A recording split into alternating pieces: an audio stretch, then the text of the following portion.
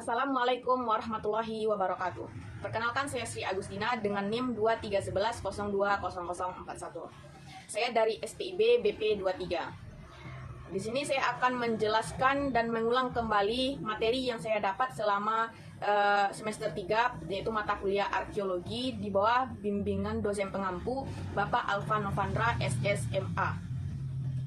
Dan video ini bertujuan untuk memenuhi tugas mata kuliah arkeologi, yaitu menjelaskan kembali materi dari awal pertemuan sampai akhir. Baiklah, saya akan menceritakan dan menjelaskan mengulang kembali materi yang terdapat pada pertemuan pertama mata kuliah arkeologi, yaitu penjajakan dan survei. Langkah-langkahnya yaitu yang pertama penjajakan, terus survei, pendokumentasian, dan penggalian. Pengertiannya yaitu penjajakan adalah pengamatan secara sistematis terhadap tinggalan arkeologi di lapangan untuk memperoleh gambaran tentang potensi data arkeologi pada suatu tempat atau area.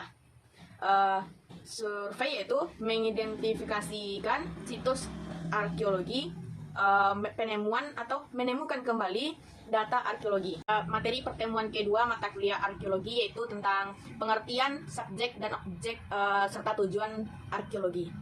Arkeologi berasal dari istilah kata Yunani yaitu arkeas dan logos. Arkeas berarti kuno dan purbakala, dan logos berarti ilmu.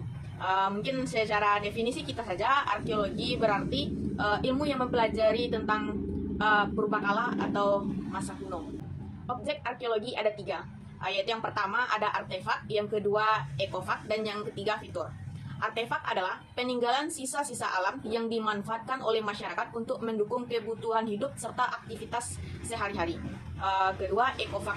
Ekofak adalah hasil kreasi manusia dari bahan yang dapat di alam untuk mendukung serta mempermudah aktivitas kehidupan.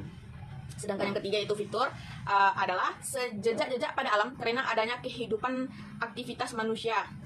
Tujuan dari arkeologi adalah pertama, mencari bentuk-bentuk kebudayaan pada masa lampau. Kedua, mencari fungsi benda peninggalan manusia pada masa lampau.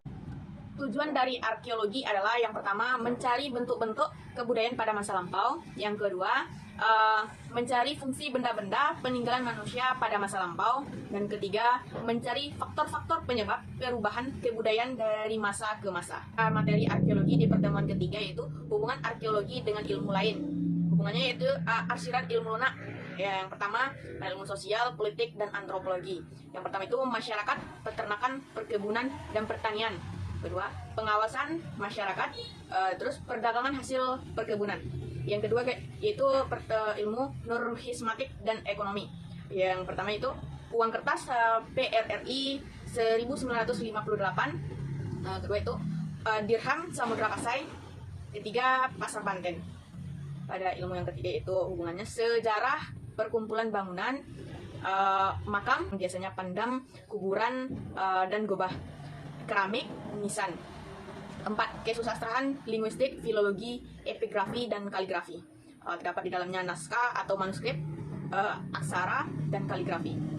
5 itu ilmu seni yang terdapat di dalamnya yaitu relief, lukisan dinding goa, dan patung. Yang kedua itu penafsiran ilmu keras. Terdapat pada ilmu fisika, kimia, dan biologi. Di dalamnya ada dokumentasi Pitagoras, uji fisika dan kimia. Yang kedua itu ilmu kedokteran Mesir. Yang ketiga gambar Leonardo da Vinci. Terus yang kedua ilmu buatan ekologi. Terdapat di dalamnya kampung adat Bone. Kedua proses pemfosilan anggur dan lain-lain. Ketiga itu geologi dan geografi. Terdapat di dalamnya yang pertama potret udara, dan kedua koordinat, dan keempat, ilmu arsitektur dan tata kota. Terdapat di dalamnya lukisan pada buku langka Ternate. Kedua, tata ruang kota Banten. Mengingat batas waktu yang dibatasi dalam durasi 5 menit untuk menjelaskan dan mengulang kembali materi yang terdapat dalam mata kuliah arkeologi dari pertemuan awal sampai akhir, maka cukup sekian yang dapat saya jelaskan. Dikarenakan pada mata kuliah arkeologi ini terdapat banyaknya kuliah lapangan, seperti kuliah lapangan kami ke Mae dan ke Bukit Gado-Gado, yaitu melakukan penelitian pada situs Menhir yang dilakukan beberapa pertemuan. Dan mungkin itu sudah saya jelaskan pada video saya sebelumnya. Maka cukup sekian saya rasa penjelasan saya. Maaf kata bila ada kesalahan. Saya Sri Agustina. Assalamualaikum warahmatullahi wabarakatuh.